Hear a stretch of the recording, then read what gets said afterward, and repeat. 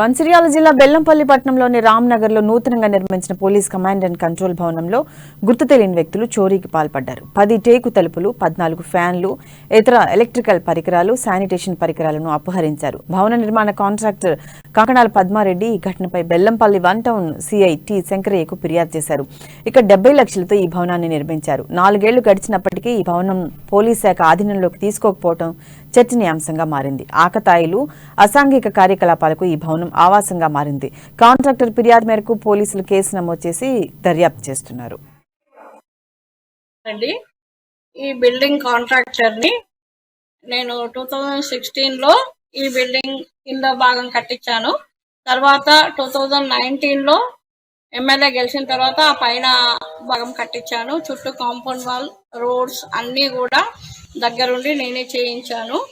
ఈ గత 2 ఇయర్స్ నుంచి మా హస్బెండ్ చనిపోయారు కాబట్టి నేను నీల్వాయిలో ఉంటున్నా. నీల్వాయిలో కూడా పోలీస్ ఇప్పుడు ప్రజెంట్ బిల్డింగ్ కట్టించాను. రేపు హ్యాండ్ ఓవర్ చేయడానికి ఉన్నది. అయితే నాకు ఒక ఫోన్ వచ్చింది పొద్దున మార్నింగ్. ఏమని అంటే డిఎస్పీ బిల్డింగ్ డోర్లన్నీ తీసుకుపోతున్నారు, రాత్రి చోరీ జరిగిందని చెప్పేసి నేను ఇమీడియట్ గా నీల్వాయి నుంచి ఇక్కడికి వచ్చి చూసేసరికి ఇప్పుడు మీరు కూడా చూస్తున్నారు, ఇవన్నీ పోయినాయి. నేను ఇమీడియట్ గా ఏసీపీ సార్ దగ్గరికి వెళ్ళాను. సార్ ఇట్లా జరిగిందని. డీసీపీ సార్ దగ్గరికి వెళ్ళాను కానీ డీసీపీ సార్ లేరు, లోకల్ గా ఏటో బయటకు వెళ్ళారు. సిఐ గారి దగ్గరికి వెళ్ళిన సార్ ఏమన్నాడు, మీరు ఒక కంప్లైంట్ రాసియండి అమ్మా అన్నారు. అంటే నేనేం చేసినా మళ్ళీ ఎవరు తీసిండ్రు ఏంది వెళ్ళి చూద్దాం అనే ఉద్దేశంతో ఇక్కడికి వచ్చాను. వచ్చేసరికి ఫ్యాన్లు పోయినాయి, డోర్లు పోయినాయి, విండోస్ పోయినాయి, పైన ట్యాంకులు పోయినాయి.